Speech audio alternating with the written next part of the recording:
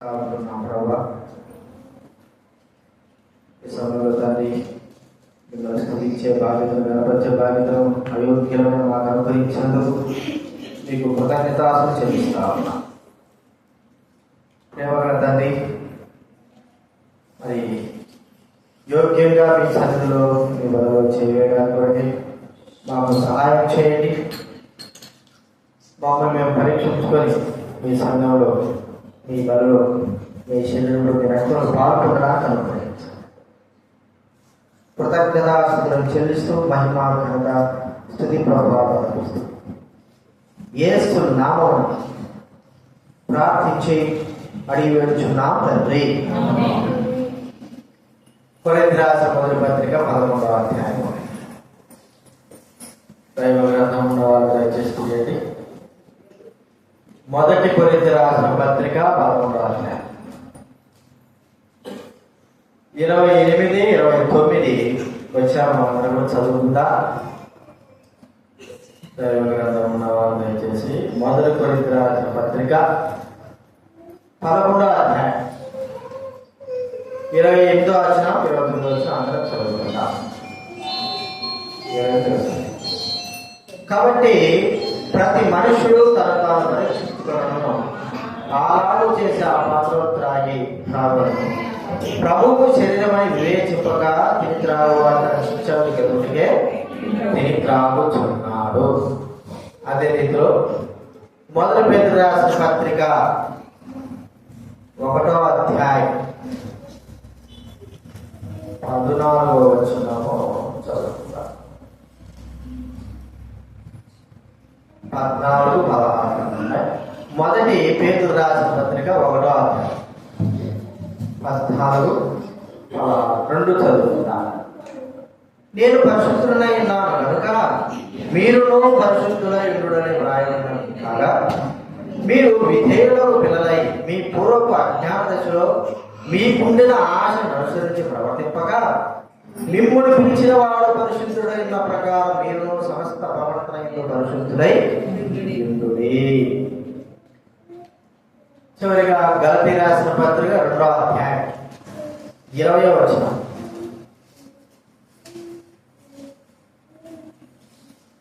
గలతీ రాసిన పత్రిక 2వ అధ్యాయం 20. అందరూ చదువుతుందా? బైబిల్ వెనక నుంచి 169. బైబిల్ వెనక నుంచి 169. 2వ అధ్యాయం 20 వచ్చి అందరూ చూడాలి. నేను క్రీస్తుతో కూడా శిలవేయబడినాను, ఇక్కడ జీవించేవాడు నేను కాను, క్రీస్తే నా యందు జీవించుతున్నాడు. నేను ఇప్పుడు శరీరమందు జీవించుతున్న జీవితం నన్ను ప్రేమించి నా కొరకు తను తాను అప్పగించుకున్న దేవుడి కుమారుని విశ్వాసముగా జీవించుతున్నాడు. మొదటగా ఆయన తన ప్రేమను చూపినాడు. ఇప్పుడు తరుణం ఎవరిది? మనదే. ఆయన తన ప్రేమను చూపాడు. ఆయన తన ప్రేమంతా కూడా మన కొరకై శిలువలో వేరాడి చూపించి సమాధి చేయబడి తిరిగి లేచాడు. ఇక మనము ఆయనపై ప్రేమను చూపాలి కదండి. తల్లిదండ్రులు పిల్లలైన వారికి ప్రేమ చూపుతారు. ఎప్పుడు పుట్టినప్పటి నుంచి వారి పైట్ల ప్రేమ చూపి వారికి అన్ని కూడా అనుగ్రహిస్తారు. ఇక పిల్లల యొక్క బాధ్యత ఏంటి? పిల్లల తరుణం ఏంటి? వృద్ధాప్యంలో తల్లిదండ్రులైన వారిని ప్రేమించి వారిని పోషించడం, అది పిల్లల యొక్క తరుణం. మొదటగా తల్లిదండ్రులు చూపిన ప్రేమ, తర్వాత పిల్లలు తల్లిదండ్రులపైన చూపిన ప్రేమ మనం ఒకసారి గుర్తించుకున్నాం. కాబట్టి తండ్రి దేవుడు ప్రభుని యేసుక్రీస్తు రూపంలో తన ప్రేమను మాకు సంపూర్ణంగా కనపరి చేసినాడు. ఏం లేదు, ఆయన ప్రేమ అంతా కూడా తన కుమారుడు యేసుక్రీస్తులో కనపరి చేశాడు. ఇప్పుడు మన పని ఏంటంటే, మన తర్వాత మనము చేయవలసింది, మనం చూపవలసింది ప్రేమ. మన తరం వచ్చింది. మనము ప్రభుత్వం అంటున్నాడు, అపోస్తలుడైన పౌలు నన్ను ప్రేమించి, ప్రభువైన దేవుడు ప్రజలను ప్రేమించాడు, చేశాడు కార్యం. ఇప్పుడు మనము ఆయన ప్రేమించి చేయవలసిన బాధ్యత ఏమిటి కదా?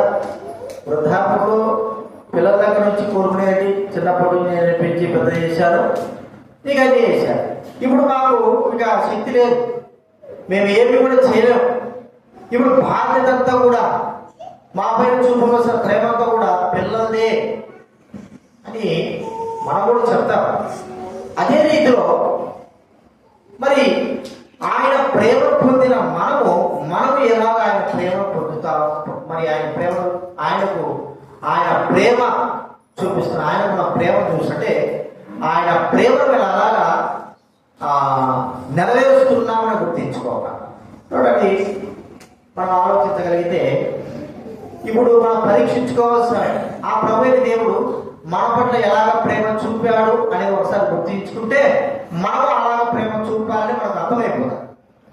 దేవుడు మనకంటే దేన్ని ప్రేమించలేదు. ఆయన శక్తిని కానీ, ఆయన బలాన్ని కానీ, మనకున్న డబ్బులు కానీ, ఇల్లులు కానీ, సమస్తాన్ని దేన్ని ప్రేమించలేదు అని మనకు 2 కొరింథీ 8:9 చెప్పబడింది. అంత మాత్రమే కాదు, ఆయనే మొదట మనల్ని ప్రేమించినాడు అని కూడా మనకు వాక్యంలో వ్రాయబడింది. ఇప్పుడు మనం కూడా అదే విధానంలో మనం ప్రేమించగలిగితే దేవుడు ఎంతో సంతోషం. అదే విధానంలో మనం ఆయన ప్రేమించగలిగితే ప్రభువైన దేవుడు మనం ప్రేమించడానికి కొరకై తన పరలోక రాజ్యంలో ఆయన వదులుకున్నవాడుగా చూస్తుంటున్నాం. ఆ ప్రభువైన యేసుక్రీస్తు మనం ప్రేమించడానికి కొరకై తన యొక్క శక్తిని బలానంతా కూడా మరి వదిలిపెట్టిన వాడుగా చూస్తుంటున్నాం. తన ఆధిక్యతలు ఖ్యాతినంతా కూడా వదిలిపెట్టిన వాడుగా చూస్తుంటున్నాం. అవమాన బాధలన్నీ కూడా పొందినాడు కేవలం మనల్ని ప్రేమించడానికే. ఇప్పుడు మా తరుణం వచ్చింది, ఆయన కొరకై మనం ఎంతగా ప్రేమను చూపగలుగుతున్నాం. చూడండి, అపోస్తలుడైన పౌలు విషయంలో గమనిస్తే ఊరికి ఆ మాట అనేది ఏది, నన్ను ప్రేమించి నా కొరకై తను తాను అప్పగించుకునేనా యేసుక్రీస్తు కొరకై ప్రేమిస్తున్నాను అన్నప్పుడు ఆ అపోస్తలుడైన పౌలు ఎలాగా ఆయన ప్రేమిస్తూ తన కలిగినవన్నీ కూడా నష్టంగా ఎంచుకున్నాడు గుర్తిస్తే చూడండి, ఫిలిప్పీ రాసిన పత్రిక 3వ అధ్యాయం, ఫిలిప్పీయులకు రాసిన పత్రిక 3వ అధ్యాయము 7-8 చదవండి ఎవరైనా. ఫిలిప్పీ రాసిన పత్రిక 3వ అధ్యాయం 7-8. ఆయనను ఏవేవి నాకు లాభకరములై ఉన్నవో వాటిని క్రీస్తు నిమిత్తము నష్టముగా ఎంచుకోండి. నిశ్చయముగా నా ప్రభువైన యేసుక్రీస్తును అతి శ్రేష్టమైన జ్ఞానం నిమిత్తమై నష్టముగా ఎంచుకుంటున్నాను. క్రీస్తును సంపాదించుకొని ధర్మశాస్త్రముల నా నీతిని కాక క్రీస్తునందరి విశ్వాసముల నీతి, అనగా విశ్వాసం బట్టి దేవుని గురించి నీతి గలవాడని ఆయన యందు అగుపుడు నిమిత్తం ఏ విధము చేతనైనను మృతుల నుండి నాకు పునరుత్థానం కలవాలని ఆయన మరణ విషయంలో సమానుభవం గలవాడనై ఆయనను ఆయన పునరుద్ధానము ఎరుగు నిమిత్తము ఆయన శ్రమలో పాడవాడవుడు ఇచ్చుతో ఎరుగు నిమిత్తము సమస్తమును నష్టపరుచుకొని వాటిని పెంటతో సమానముగా ఎంచుకుంటున్నాను. అపోస్తలుడైన పౌలు యొక్క ఆధిక్యత ఏమిటంటే మొట్టమొదటిగా ధర్మశాస్త్రం అంతా కూడా తెలుసుకున్న వ్యక్తి. గమలీయేలు పాదాల దగ్గర పెరిగి ఒక ధర్మశాస్త్రోపదేశకుల దగ్గర పెరిగి ధర్మశాస్త్రం తెలుసుకున్నవాడు.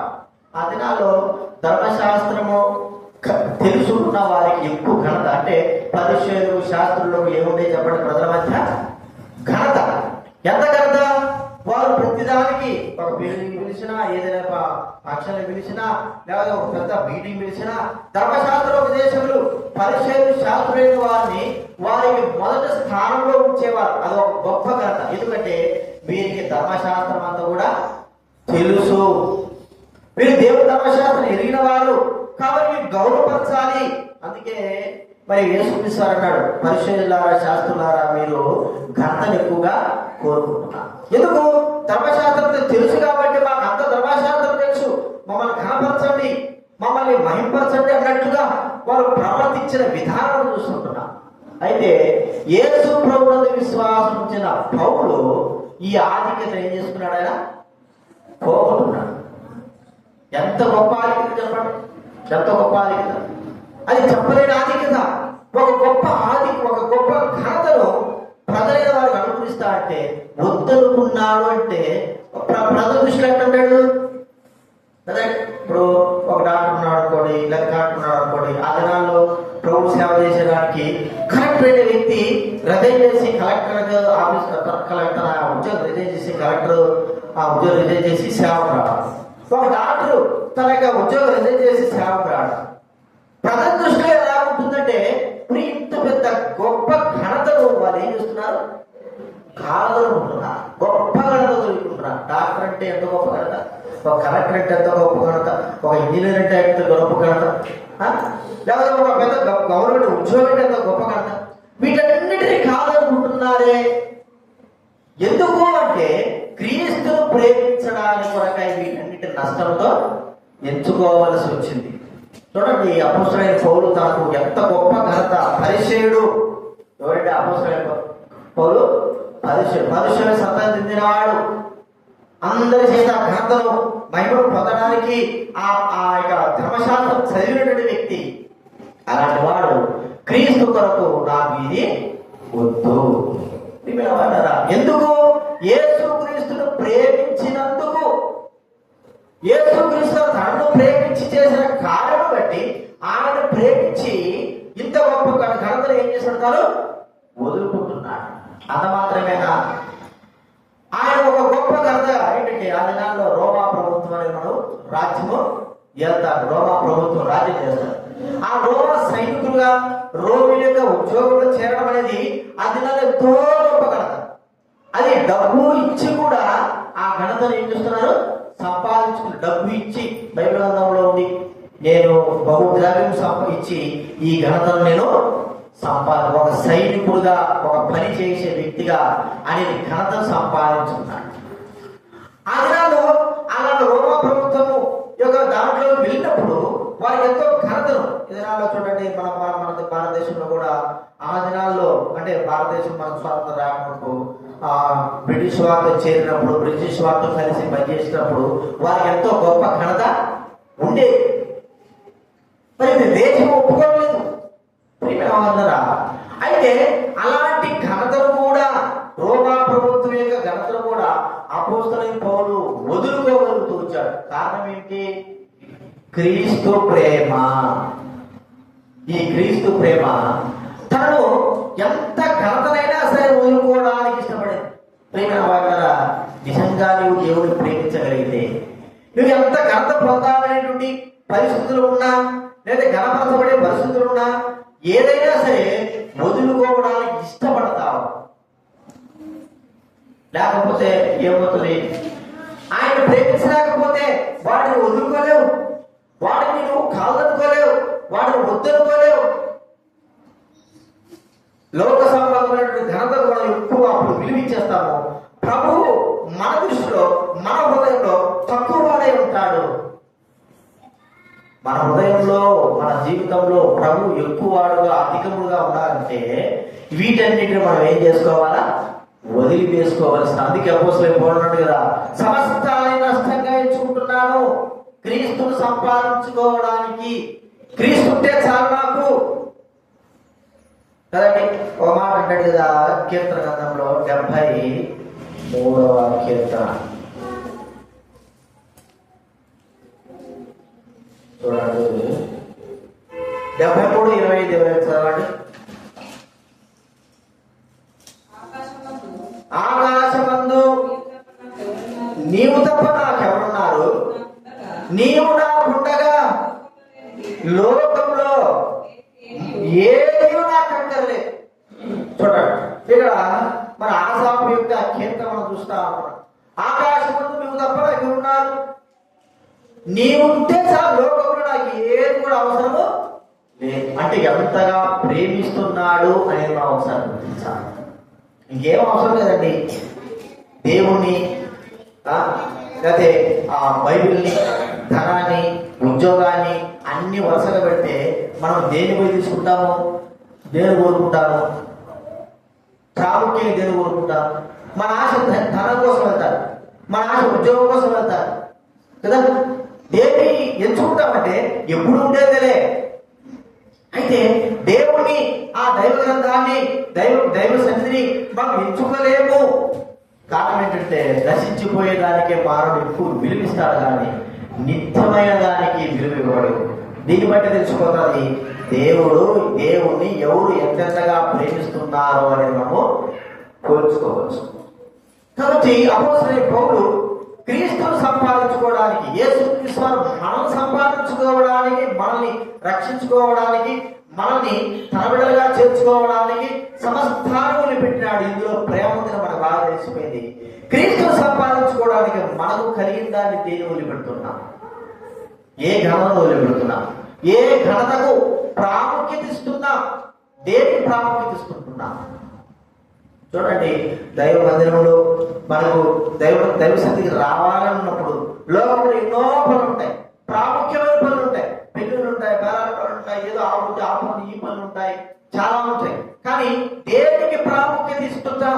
ఆ సమయంలో ప్రభు అన్నాడు, దైవ సన్నిధి రావడానికి కొరకై, ఆయన ప్రేమించడానికి కొరకై మనము మరి పంట వేసే వ్యక్తి కొంత సమయంలో కూడా మొట్టమొదటిగా దేవునికే ప్రాధాన్యత ఇవ్వాలి. ఇప్పుడు కోత కోసుకుంటున్నాం అనుకో, అన్ని వరి బాగా పనిపోయింది, ఇక ఆరిపోయా రేపే ఆదివారం అనుకో. ఒకవేళ రేపు ఆదివారం అయింది, రెండోదిగా మరి వర్షాభావం కూడా ఉంది, ఆదివారం వర్షాభావం కూడా ఉంది. దేనికి ప్రాముఖ్యత ఇస్తాం? కోతకు ముందు ప్రాముఖ్యత ఇస్తామా? ప్రభువుకు ఒక్క రోజు ఒక పూటకు ప్రాముఖ్యత ఇస్తామా? ఇక్కడ పూటలు ఎన్నో వస్తాయి, ముందు ఇది పోతే రాదమ్మా, లేదంటే ఇట్లాంటి ఎన్నో ఉంటాయి. ముందు దీన్ని పోయకపోతే నోటి దాకా వచ్చిన అన్నం ఏమవుతుంది? పోతుంది. చూడండి, ప్రభు అన్నాడు, ఆ మాట మనం ఆలోచిస్తే కొంత సమయం అంతైనాను సరే ఆ వ్యక్తి దేవుని సన్నిధిలో, అంటే దీన్ని దేన్ని పోల్చుకుంటాడు? దేవుని పట్ల ఉంటున్న అత్యధికమైన ప్రేమను మనం ఒకసారి పోల్చుకోగలుగుతున్నాం. రెండవదిగా మనం చూస్తా ఉంటే ఆయన ప్రేమించాడు. ఇప్పుడు మన తరువులో ఉండే ప్రభువును ప్రేమించాలని చెప్పుకున్నాము. ప్రభువును ప్రేమించడానికి ఏం జరిగిందంటే మన కలిగిన ఆధిక్యతలన్నింటినీ పోగొట్టుకోవడానికి ఇష్టపడాలి. ఎంత పెద్ద ఆధిక్యతైనా సరే, మనకు ఎంత గొప్ప ఘనత వచ్చేదైనా సరే, మనం ఎప్పుడైతే ప్రభు కొరకై దాన్ని నష్టంగా ఎంచుకుంటామో అప్పుడే మనం తెలిసిపోతుంది ప్రభువే మనకు ప్రాముఖ్యుడని మనం గుర్తించుకోవచ్చు. ఇతరులు కూడా చెప్పగలరు, ప్రభువే దానికి ప్రాముఖ్యుడుగా ఉన్నాడు. రెండోది చూస్తే ప్రభు ఎప్పటికీ బలవంతం చేయడు, తనను ప్రేమించడం కదండి. బలంగానే పిలుతాడు, రండి బలవంతం చేస్తాడు కదా. అవసరం ఎవరిది? ప్రభు దగ్గర నుంచి ఆశీర్వాదం పొందాల్సిన అవసరం ఎవరు చెప్పండి? మనదే. మరి మనం ఎందుకు పిలుస్తున్నాం? ఎందుకు ఒకరొకరు పిలుచు రావాలి ఎందుకు ప్రాధాన్యపడుతుంటున్నాం? ప్రేమైన వాళ్ళరా, ప్రభువు ఎప్పటికీ ప్రాధాన్యపడు. అది గుర్తుపెట్టుకో. నీకోసం రక్తం కార్చాడు, చనిపోయాడు, సమాజం తిరిగి లేచాడు, నీకు సమస్త చూపించాడు, నీవు ప్రేమించవలసిన బాధ్యత మీది. ఇప్పుడు నీవు ఎలా అంటే బలవంతంగా ప్రభువును ప్రేమించడం కాదు. బలవంతంగా ప్రేమిస్తే అది బలవంతంగా అనిపిస్తుంది, బలవంతంగా ఏదో చెయ్యాలి. చూడండి, ఒక మాట మనకు మత్తయి సువార్త 27వ అధ్యాయం, మత్తయి సువార్త 27వ అధ్యాయం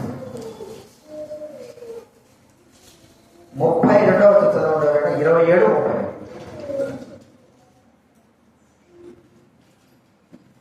చదవండి. మత్తయి సువార్త 27:30.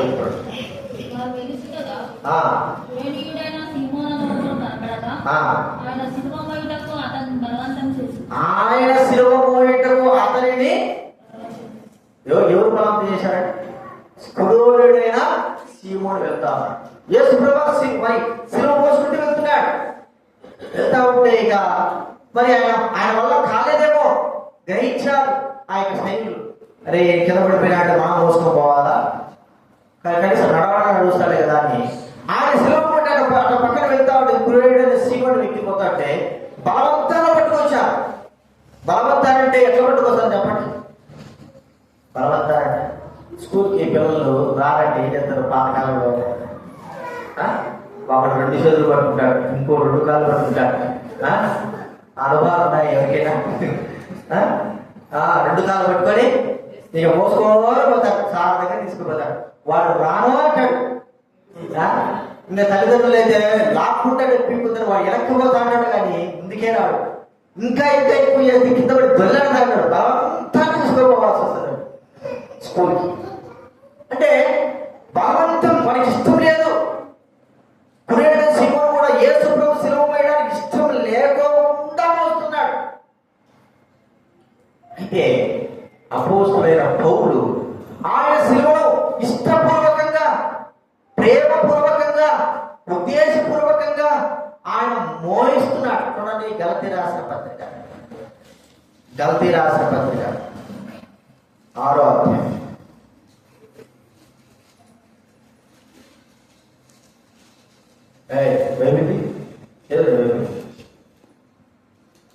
గలతీ రాసిన పత్రిక 6వ అధ్యాయం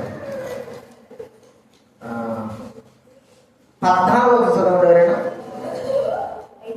అయితే మన ప్రభు అయిన యేసు క్రీస్తు శిలువయందు తప్ప నాకు దూరమవును గాక, నాకు లోకమును సిలువ వేయబడి ఉన్నా. ఎట్లాగా సిలువ ఇది?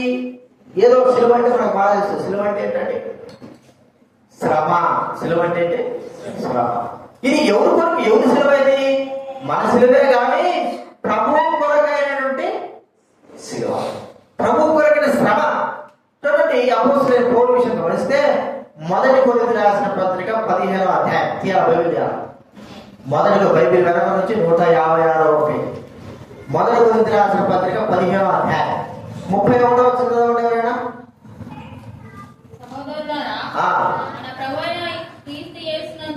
మన ప్రభు అయిన క్రీస్తు యేసునందు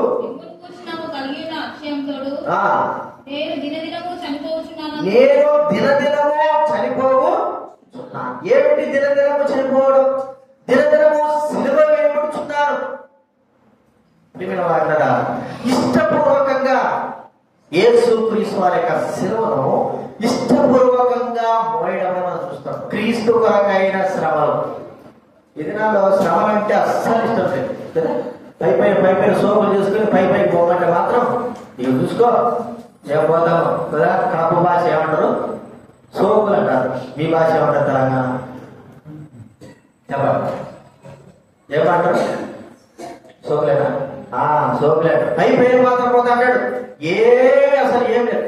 క్రీస్తు కొరకై పైన పోతే అసలు వేస్ట్. క్రీస్తు కొరకై మాకు ఎంతగా శ్రమపడడానికి, ఆయన సేవా పరిచయలు, ఆయన సిలువ మోయడానికి ప్రతి దాంట్లో కూడా ఇష్టపూర్వకంగా ఆయన సిలువను కూడా ఎత్తుకుని నడవాలి. ఇష్టపూర్వకంగా ఎవరో చెబితే కాదు, లేకపోతే చెప్పినామని కాదు. ప్రియమైన వారు కదా. ఎందుకంటే క్రీస్తు మనల్ని ప్రేమించి తన ప్రాణం అర్పించినప్పుడు ఇష్టపూర్వకంగానే అర్పించారా, లేకపోతే అర్పించారు చెప్పండి? ఇష్టపూర్వకంగా ఆయన తన సొంత ప్రాణాన్ని మన కొరకై అర్పించారు. ఇష్టపూర్వకంగా. కాబట్టి మనం ఇష్టపూర్వకంగా ఆయన శిలువను పోయాం. ఆయన శిలువను మోస్తూ శ్రమను అనుభవిస్తూ మనం ముందుకు కొనసాగాలి. శ్రమ, శిలువ అనేది ఖచ్చితంగా ప్రతి ఒక్క జీవితంలో అవసరము. చాలా మంది శిలువ అంటే, శ్రమ అంటే అస్సలు ఇష్టం లేదు. శ్రమ అంటే అసలు ఇష్టం లేదు కదా. బాగుండాలి, మంచిగా ఉండాలి. శిలువ లేకపోతే ఏ మానవుడు కూడా నిత్య జీవ ప్రవేశం ఎంత మాత్రమో లేదు. పైకి ఉన్నంత మాత్రం ఏం వేస్ట్. అది మీరు సత్యం గుర్తించుకోండి. సైతాన్ మనల్ని మోసపరుస్తుంటాడు. శిలువ, శ్రమ ఖచ్చితంగా మనం అవసరం. కొంతమంది ఎట్లుంటారంటే, ఒక అతను దర్శనం చూపించాడు ప్రభుకి. ప్రభు, ఈ శిలువ నేను వేయలేకపోతున్నాను, ఈ శ్రమ నాకు అవసరం లేదు, నాకు ఈ శిలువ తీసేసి అని చెప్పాడు. సరేలే అని ప్రభు ఏం చెప్పాడంటే, అతను ఒక దర్శనం, శిలువ లేకపోతే నీకు జీవం లేదనే దర్శనం చూపించాడు. ఏం దర్శనం అంటే, అందరూ శిలువ ఎత్తుకొని పోతా ఉంటారు. అందరూ పోతున్నారు. ఇట్లాంటి దర్శనం వచ్చినోడికి ఒక ఆలోచన వచ్చింది కదా, వాటి మీద కూడా భుజం పైన అందరూ ముందు పోతున్నారు. వీడు కూడా అనకపోతాడు, అందరితో పాటు పోవాలా. సరే వీడు ఏం చేశాడంటే ఆలోచించి అందరికంటే నేను ముందు పోవాలా, ఏం చేయాలి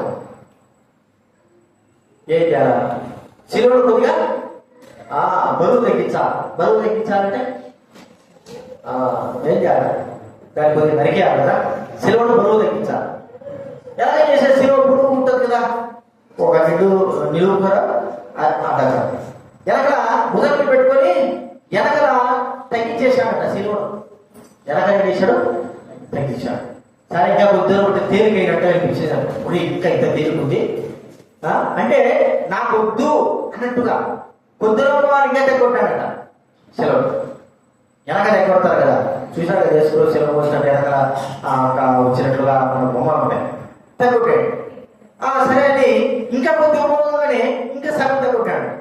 అంటే నాకు సెలవు వద్దు అన్నట్లుగా అందరు ఎక్కడ పోయినారు, నిత్య జీవమైనటువంటి ద్వారం దగ్గరికి వెళ్ళిపోయారు. అవతల ఏముంది చెప్పండి, అవతల నిత్య జీవం ఉంది, యువతల భూమి ఉంది. అంటే మరణం భూమి ఉంది. ఆడపోయిన తర్వాత ఒక్కొక్కటి ఏం చేస్తున్నాడంటే వాళ్ళు మోసుకుపోయిన సిలువను ఏం చేస్తారంటే మధ్యలో అగాధం ఉంది కదా, అగాధం ఉంది. ఆ సిలువను ఏం చేశారు, మధ్యలో అడ్డగా వేశారు. ఒక్కొక్కరు మోసుకుపోయి నిజాయితీగా దేవుడు ప్రేమించిన వాళ్ళందరూ కూడా పోయినారు. అది పెద్దదో పొట్టిదో ఏదో మొత్తాన్ని మాత్రం అడ్డగేశారు. అడ్డగేసినప్పుడు యువతల కావతలకి ఏముంది, సిలువ అనేది అడ్డంగా. ఒక్కొక్కడు వాడు తెచ్చిన సిలువ తీసుకొచ్చి ఆడేయడము దాని దాటి అంటే మనం దాని దాటి ఒక నిత్యజీవనం పడడం. వీని వంతు కూడా వచ్చింది, వీడేం చేశాడు, వీడు కూడా ఏం చేశాడు, సిలువ చూస్తే సిలువ ఏముంది, ఎంత దూరం ఉంది, సగంకే ఉంది. అది పట్టడం లెక్క అనాలని పడిపోతుంది, సగంకే ఉంది. వీడి ఈ పొద్దుకి చల్లారితే కొంతమంది ఏంటంటే అంత దగ్గర ఉంటుంది, పొద్దుగా పోతుంది. పొద్దుగా ఆ పొద్దుగా ఏమైపోయింది చెప్పండి, సిలువ పట్టడం, సిలువ దూరిపోతుంది, అనాథం పడిపోతుంది. వీడిని ఇప్పుడు ఎట్ట దాటింది. అప్పుడు ఆలోచించేవాడు, నేనేం చేశాను, అసలు నాకు ఇచ్చిన సిలువ నేనేం చేశాను, తగ్గొట్టుకుంటూ వచ్చాను. ఏడవ వచ్చేదాకా జీవం దాటడానికి ఇదే అవసరమని నాకు తెలియదు. చూడండి, అట్లే ఉంటుంది మా పరిస్థితి కూడా. శ్రమలు కష్టాలు వద్దు, ఏమొద్దు, సుఖంగా ఉండాలా, దేవుడి పరిచయంలో ఆ సుఖం అనుభవించాలా, ఇయ్యేదో ఉంటాం మనం. కానీ చివరికి నిత్య జీవం దగ్గరకు వచ్చేదాకా ఆ శిలువ నీకు ఏమవుతుందంటే దారి చేయబడుతుంది. ఆ శిలువ లేకపోతే నువ్వు దాటలేవు. బైబిల్ ఉందా, నీకును నాకును ఏముంది మధ్య అగాధములో నుంచి ఇక్కడి నుంచి అక్కడ పోవాలంటే ఏం చేయాలి, మరణంలో నుండి జీవంలో దాటాలంటే సిలువే ప్రాముఖ్యం. మరణంలో జీవంలో దాటాలంటే యేసుప్రభు సిలువ. అది మనకు వద్దు. సుఖంగా ఉండాలి, తినాలా సుఖంగా ఉండాలి. మనకి ఎవడు ఎడమైనా మనకు అవసరం లేదు. దేవుడి సన్నిధి ఏం అవసరం లేదు. ఇప్పుడు నువ్వు ఏమని ప్రేమిస్తున్నావు ప్రభుని? అపోస్తలుడైన పౌలు దినదినము సిలువ వేయబడుతున్నాను, దినదినము నేను చనిపోతున్నాను, దినదినము ఆయన బరువైన సిలువను తన పైన ఉంచితే దాన్ని మోస్తూనే వచ్చాడు. బలవంతంగా ఎవరిని కూడా దేవుడి సిలువను ఏమని చెప్పడు. నా కాడి సులువును తెలుసుకోగలిగితే, నా కాడి సులువు, నా భావం తేలికగా ఉంటుంది, దాన్ని మోయగలిగితే నిత్య జీవుడికి దాటినట్టే. ఎందుకంటే అదే మనకు ఆ దినాన్ని ఏమవుతుంది చెప్పండి, దారి వంతెన, అదే మనకు దారి వంతెన. కాబట్టి గుర్తించుకుందాం, ఆ సిలువ అనేది శ్రమ మనం గుర్తించు. శ్రమ లేకపోతే వ్యర్థము. ప్రియమైన వార్త, ప్రభు కొరకు నువ్వు శ్రమించాలి. ఏదైనా సరే, ఏ శ్రమైనా సరే, దైవ సన్నిధిలో ఏ శ్రమైనా సరే ప్రభు కొరకు, అది చిన్నదే కానీ పెద్దదే కానీ సువార్త కానీ మందిరంలో కానీ ఏదైనా సరే శ్రమతో ఉండాల్సిందే. ఏమి లేదు, నాకు అవసరం లేదు, నేను ఏదో వస్తాను పోతాను, తర్వాత చూసుకుంటా, నాకు వచ్చినా సరే పోయినా సరే, నేను ఏం అవసరం లే. అది నీకు దైవానికి చెప్పాల్సిందే. ఒక దినాన నీవు ఆ శ్రమని శ్రమ లేకపోతే నిత్య జీవాలు దాటలేవు. నీ బుధం మీద ఉన్న సెలవులను మోస్తూ వస్తానే చివరికి అది నీకు నిత్య జీవాన్ని దాటడానికి ఒక నిచ్చల్లాగా అది నీకు సాధ్యం అని మనం గుర్తించాలి. మూడవది మనం చూస్తామంటే ఆయన ప్రేమించాడు. ఆయన ప్రేమించే మనము ఆయనకి ఏదైతే అసహ్యకరమైన వాటి వాటన్నింటినీ కూడా అసహించుకోవాలి. ఆయన ప్రేమించే మనము ఆయనకు ఏదైతే అసహ్యకరమైన ఉంటుందో వాటంటే మనం ఏం చేయాలి చెప్పండి? అసహించుకోవాలి. అది ఏదైనా కావచ్చు. దేవుడికి అసహ్యకరమైనవి మనకు మాత్రం ఖచ్చితంగా ఇష్టకరంగానే ఉంటాయి. దేవుడికి అసహ్యకరమైనవి మనకు ఇష్టకరంగా ఉంటాయి కదా. పిల్లలు మనకు అసహ్యకరం అంటే అర్థం పెట్టి మన పిల్లలు మనకు వాళ్ళని వదిలిపెడతారు బయట. మట్టి మనకి ఏమిటి? మనకు అసహ్యమే కదా. మట్టి మట్టి తింటామా, కూర్చుంటామా? మనకు అంత అవసరమా? కానీ పిల్లలకి ఏంటి?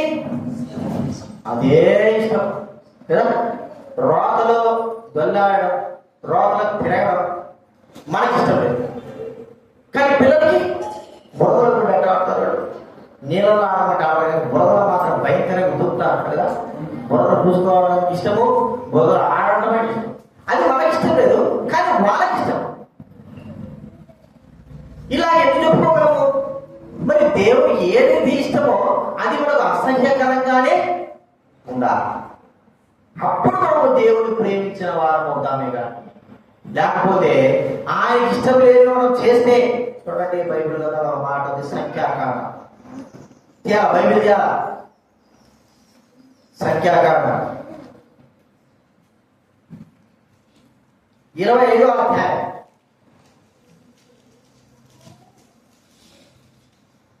11వ వచనం చదవండి.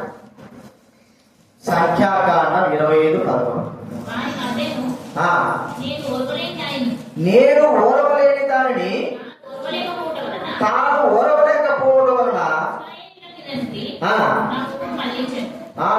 నా కోపము, నేను ఓర్వలేని దాన్ని తాను ఓర్వలేకపోవడం వలన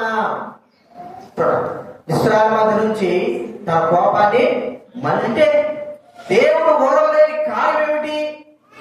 పాపము, వ్యభిచారం. మనకు ఒకటే కాదు కానీ అన్ని పాప సంబంధమైనవి చాలా ఉన్నాయి. అందులో అక్కడ జరుగుతున్న పరిస్థితిని బట్టి ఫినెహాసు ఏం చేశాడంటే, ఇంత గొప్ప పాపం జరుగుతున్నప్పుడు తాను తట్టుకోలేకపోయాడు, ఓర్వలేకపోయాడు. ఒక ప్రధాని యొక్క కుమారుణ్ణి ఏం చేశాడు? వీటితో చంపాల్సిన పరిస్థితి ఏర్పడింది. తాను ఓర్వలేని పరిస్థితి, దేవుడు ఇష్టమైన కార్యం తాను చేస్తుంటే చూడలేకపోయాడు.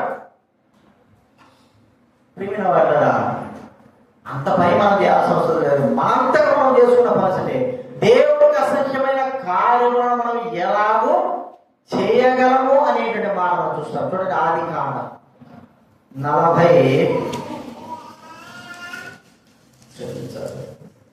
39వ అధ్యాయం 9వ వచనం.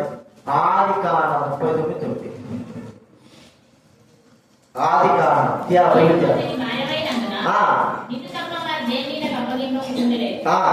కాబట్టి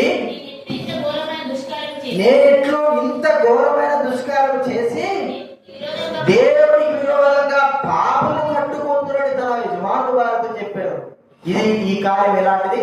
దేవుడికి ఇష్టం లేని కార్యం. ఈ కార్యం చేసి నేను ఎలాగా దేవుడికి ఇష్టం లేని ఎలాగా చేయగలను?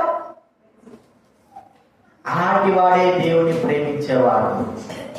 ప్రేమిన వారిన మనం చెప్పుకోవడం కాదు కానీ, నేను ప్రేమిస్తున్నా చెప్పుకోవడం కాదు కానీ, దేవుడికి అసహ్యమైన కార్యం ఏమిటి?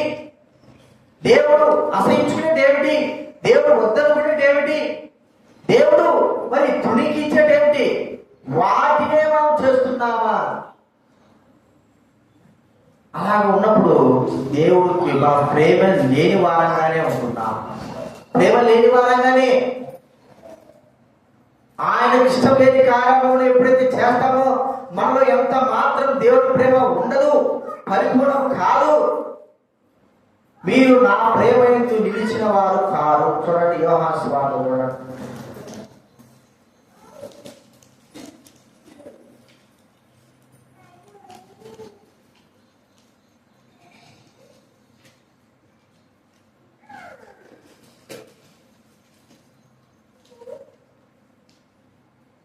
చూడండి 5వ అధ్యాయం 42 చదవండి. 5:42. నేను మిమ్మల్ని ఎరుగుదును, దేవుని ప్రేమ మీలో లేదు. కదా, దేవుని ప్రేమ మీలో లేదు, నా ప్రేమ మీద మీరు నిలిచిన వారు కారణం కూడా ప్రభు సెలవిస్తా ఉంటున్నాడు. ప్రియమైన వాళ్ళరా, కాబట్టి దేవుని ప్రేమ లేదు. ఎందుకు? నాకు అసహ్యమైన కార్యములే మీరు చేస్తున్నారు కాబట్టి దేవుని ప్రేమ మీలో లేదని ప్రభువు యేసుక్రీస్తు వారు సెలవిస్తా ఉంటున్నారు. కాబట్టి గుర్తించుకుందా, ఆయన ప్రేమిస్తున్నామా? అంటే ఆయనకు అసహ్యమైన కార్యాలు ఎన్నో ఉన్నాయి దైవవాక్యంలో. ఆచారాలు, పద్ధతులు, ఇంకా వేవేవో ఉన్నాయి.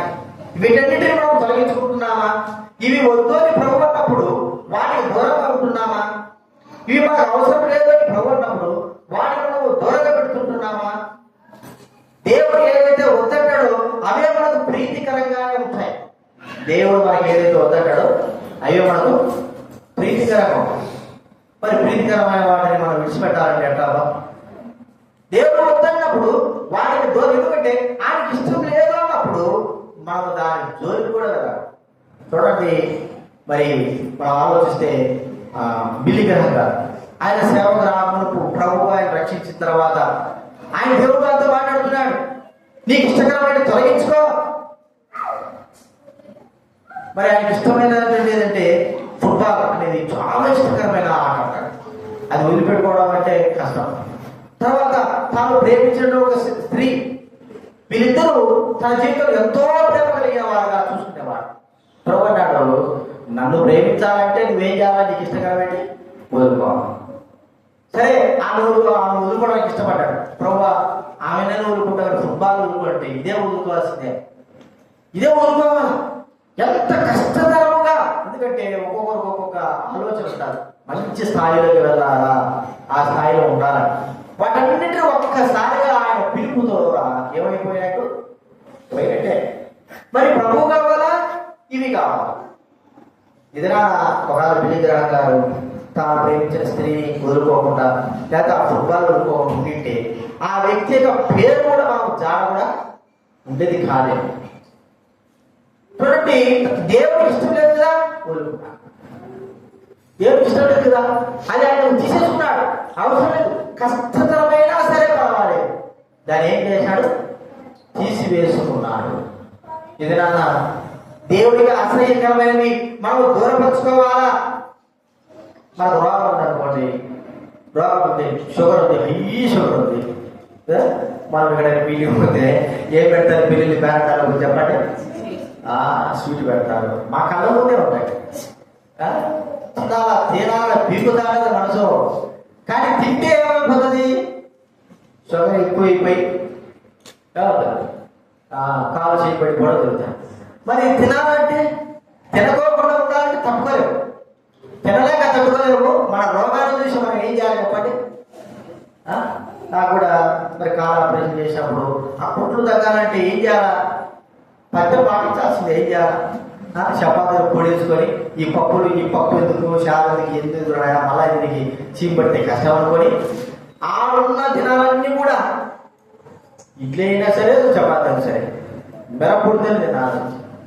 వేడి చేసి నా వల్ల తట్టుగా రాకపోయినా, మరి తట్టుకోండి, మాకు తట్టుకో ఉంటేనే నీకు కాలేమవుతుంది. లేకపోతే నీకు ఇష్టం డాక్టర్ చెప్తుంటారు, తిను బాగుందంటే తిని తర్వాత తెలుస్తుంది కావాలంటారు. సీన్ బట్టి మళ్ళా మనం రెండోసారి ఆపరేషన్ చేసి ఎన్ని ఎందుకు? కొద్దిగా సమయాన్ని సరే ఏం చేయాలి మనము? అంతేనండి. మరి క్రీస్తు కొరకే మనం ఏం చేయాల్సి వస్తుంది? శ్రమ ఉండదు, మరి శ్రమ ఉండదు, శ్రమ ఉంటుంది. మరి వాటి కోసం మనము మరి క్రీస్తు కోసము శ్రమలు ఉంటాం. లేదా క్రీస్తు కోసం మనకి ఇష్టకరమైన వదులుకోవాల్సిందే. కొద్దిగా బాధాకరంగానే ఉంటారు, బాధాకరంగానే ఉంటారు. చూడండి, ప్రభు కొరకై నువ్వు ఏదైతే వదులుకున్నావో దేనిని కూడా ఆయన మరి నష్టపరచలేడు. మాట లేదా నా కొరకై. చూడండి, అన్నదమ్ములైన అక్క చెల్లెలైన మత్తయి సువార్తలో అన్నమాట.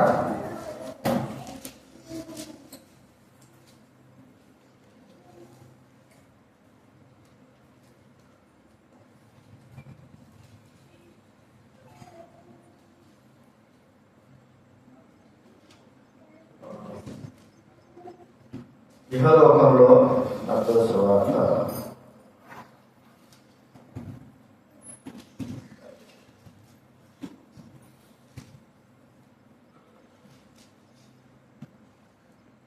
నూరంతలు ఫలం పొందుకున్న వారు ఉన్నారు.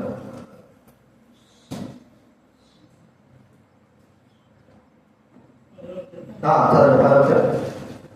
ఎక్కడ 34 కదా, చూడండి. చూడండి సార్. నేను భూమికి సమాధానము పంపవలసిన తలంచకుడి గడ్డంలో దాన్ని సమాధానం పంపుతుంది బాలేదు. ఒక మనుషునికి వారి తండ్రికి కుమార్తెను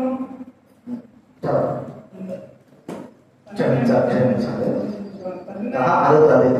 మార్క్స్ వార్త 10వ అధ్యాయం 28 నుంచి చదవాలి. మార్క్స్ వార్త 10వ అధ్యాయం 28 నుంచి చదవండి. ఇదిగో పేతురు, మేము సమస్తం విడిచిపెట్టి నిన్ను వెంబడించింది ఆయన చెప్పసాగిను. నా నిమిత్తము సువార్త నిమిత్తమును ఇంటినైనను అన్నదమ్ములైనను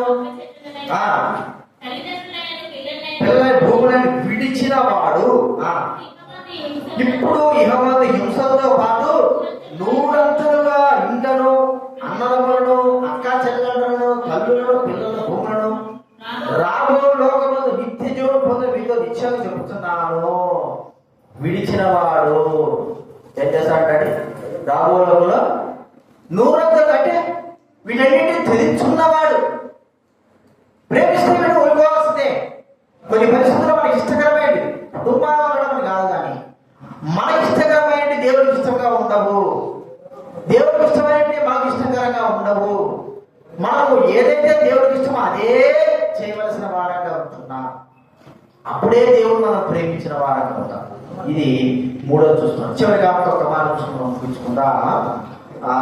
శ్రేష్టమైనది చూడండి, మలాకి రాసిన గ్రంథం 1వ అధ్యాయం.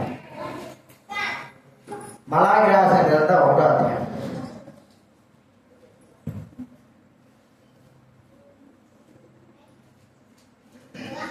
ఒకటో అధ్యాయము 6వ వచనం చదవండి. 6వ వచనం.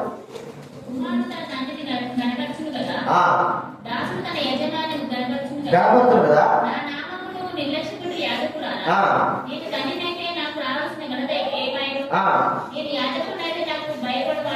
ఎక్కడున్నా భయపడవాడు ఎక్కడ ఉన్నాడు. ఏమి చేసి నీ నామం నిర్లక్ష్యం పెట్టిన తర్వాత నా పని పీఠ మీద అపవిత్రమైన భోజనం అర్పించు. ఏమి చేసి అపవిత్రమైన భోజన బల్ల దగ్గర అంటే అర్పణ గురించి ఇక్కడ మనకు వాక్యము చెప్పకూడదు. అర్పణ ఏం అర్పణ ప్రేమ కదా. ఈ 3వ అధ్యాయంలో గమనిస్తే ప్రభువు అంటున్నాడు, మీరు నా సన్నిధికి మరి మీకు ఇష్టకరమైన తీసుకురండి, మీరు నన్ను శోధించండి, నేను మీకు ఇస్తాను, మీరు ఇచ్చి చూడండి, నేను ఇస్తాను అన్నాడు. దేవుడికి మనం ఇచ్చే దాన్ని బట్టి దేవుడి మీద మనకి ఎంత ప్రేమ ఉందో మనం గుర్తించవచ్చు. ఎంత ఇస్తున్నామంటే అర్థం ఏంటంటే లక్షలు గుర్తించడం కాదు. హృదయపూర్వకంగా దేవుడు మనకి ఇచ్చిన దాన్ని మన ప్రభువుకు ఖచ్చితంగా మనము ఇవ్వడం బట్టి దేవుడి మీద మనకున్న ప్రేమను మనం గుర్తించగలం. ఒకవేళ మన దగ్గర లేకపోయినా కూడా దాన్ని ఇవ్వడం ద్వారా దేవుడి ప్రేమను మనం గుర్తించగలం. ఈ దినాల్లో ఎలాగ ఉందంటే దేవుడికి ఇవ్వమంటే మాత్రం ఇవ్వరు. పోలీస్ స్టేషన్లకి, లేకపోతే జబ్బులకి, లేకపోతే కుటుంబంలో పిల్లలకి చదువులకి వీటి పెట్టమని చెప్పు లక్షలు పెట్టడం. దేవుడికి ఇవ్వాలంటే ప్రియమైన శ్రేష్టమైంది. ప్రభువు ఎంత శ్రేష్టమైన వాడు. మనం ప్రభువుకు ఎంత శ్రేష్టమైనది ఇస్తుంటున్నా హృదయపూర్వకంగా మేము చూస్తా ఉంటాం. నగరాల్లో చందాయించేటప్పుడు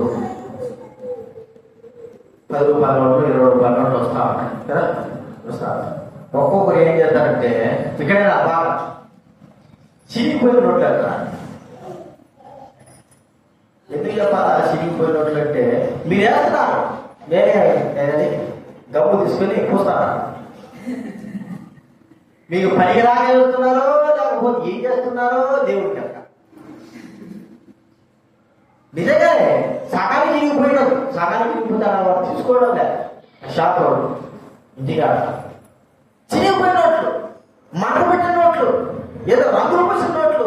అరే నాకు అనిపిస్తుంది వీళ్ళకి అవసరం లేదు కాబట్టి ఈ షాపులో షెడ్లు ఉండవు, ఎక్కడైతే చెప్పండి, షాపులో వెళ్ళకపోతే ఈడు రెడీ కదా విషయం చేసి షాపులోకి వెళ్ళవా చేస్తారా చెప్పండి. ఎంత దౌర్భాగ్య స్థితి అండి. మనము దేవుడికి ఇచ్చే శ్రేష్టమైంది ఒక డబ్బే కానీ ఒక వస్తువే కానీ ఏదైనా సరే శ్రేష్టమైంది మనము దేవుడికి ఇచ్చుటలోనే మనము దేవుడు ఎంతగా ప్రేమిస్తున్నామో గుర్తించుకోవచ్చు. ఇలాగ చేయడం ద్వారా ప్రియమైన వారి శ్రేష్టత లేకోకుండా దేవుడికి ఏదైనా సరే శ్రేష్టమే ఉండాలి. అప్పుడే మనం చూడండి, మనకు అర్థమైపోయింది ప్రభువు మనల్ని ఎంతగా ప్రేమించాడు, తన విలువైన శ్రేష్టమైన రక్తాన్ని మన కొరకు కాల్చినాడు. ఎప్పుడు ఆ రక్తం ఎలాంటిది? యవ్వన వయసు యొక్క రక్తం. ముసలిన తర్వాత కాదు, అంత అయిపోయిన తర్వాత కాదు, పనికిరాని రక్తం కాదు, జబ్బు రక్తం కాదు, శ్రేష్టమైనది. ప్రభు మన కొరకై తన సర్వస్వాన్ని అర్పించినప్పుడు మనం శ్రేష్టమైన దిగి వెళ్ళకపోతున్నాం. ప్రియమైన వాళ్ళరా, ప్రభు మనల్ని అడుగుతున్నాడు, శ్రేష్టత ఏమిటి నీ జీవితంలో? ప్రభుకి ఏ విధంగా ఆయన శ్రేష్టత కలిగి జీవిస్తున్నావు గుర్తించు. అప్పుడే నువ్వు దేవుడు ప్రేమించిన వాడు అవుతావు. లేకపోతే ఏదో చేస్తున్నామని చేస్తున్నాం కాదు. చూడండి, ఇప్పుడు మనము వరదలు వచ్చినాయి, వరదలు వచ్చినప్పుడు ఎక్కడ ఏది ప్రేమ పొంగిపోతుంది మనకందరికి కదా. ఇళ్లలో ఏముంటాయి? దుప్పట్లు గిప్పట్లు, వాడనేటి, అదే కదా, వాడనేటి, సొక్కలు పట్టకోకుండా, ఫ్యాన్లు పట్టకుండా, చిన్నపిల్లలకి ఏ రూదైపోయి చిరిగిపోయినట్టు అవన్నీ బాగా గుడ్డలో పెట్టి ఈ మేము కూడా ఇస్తున్నాం చూసుకోండి అని ఇస్తాం. అదే బట్టలు మనకి ఇస్తే అంటారు చెప్పండి. మనమేమంటాం? మంచిదే దేవుడికి ఇచ్చే విషయంలో. ఒక వ్యక్తికి ఇచ్చినప్పుడే ఆ వ్యక్తి అంగీకరించకపోయినప్పుడు శ్రేష్టత కాంతి. దేవుడికి ఇచ్చినప్పుడు నువ్వు శ్రేష్టత ఇవ్వకపోతే దేవుడు అంగీకరిస్తాడు? దేవుడు అంగీకరిస్తాడు. అందుకే శ్రేష్టమైన దాని కొరకే మనం గుర్తించుకోవాలి. శ్రేష్టత ప్రభుకి ఏదైనా సరే శ్రేష్టమైనది, అది ఏదైనా సరే. రెండో సెకండ్ అనేది మనకు ఉండకూడదు. నేను కూడా మన చెప్పుల షాట్ ఏదైనా తెప్పించుకున్నాము, ఊరికి అక్కడ పెట్టుకున్నాము అంటే లేదు, శ్రేష్టమైనదే ఉండాలి. 10 రూపాయలు పోతే 20 రూపాయలు పోతే దేవుడికి ఏం కావాలి? శ్రేష్ట. నువ్వు ఇచ్చే శ్రేష్టతను బట్టి నీవు దేవుడు ఎంతగా ప్రేమిస్తున్నావో తెలియబడతావు. సెకండ్ హ్యాండ్ ఇచ్చేది, పాత బట్టలు ఇచ్చేది, పాత బట్టలు ఇచ్చేది, లేకపోతే పాత దేవుడు తీసుకొచ్చి పెట్టేది ఈ అవసరం లేదు. వీటి వలన దేవుడు నువ్వు ఇస్తున్నావని సంతోషించాడు. శ్రేష్టంగా ఉండాలి అని గుర్తించుకోవాలి. కాబట్టి 4 విషయాలు గుర్తుపెట్టుకొని దేవుడు ఎంతగా ప్రేమిస్తున్నామో లేదో ఈ విషయాలు గుర్తుపెట్టుకుంటే చాలు. అప్పుడే మనకు అర్థమైపోతుంది మన జీవితం ప్రభువు ప్రేమిస్తున్నామా లేదా. ప్రార్థన చేసుకుందాము.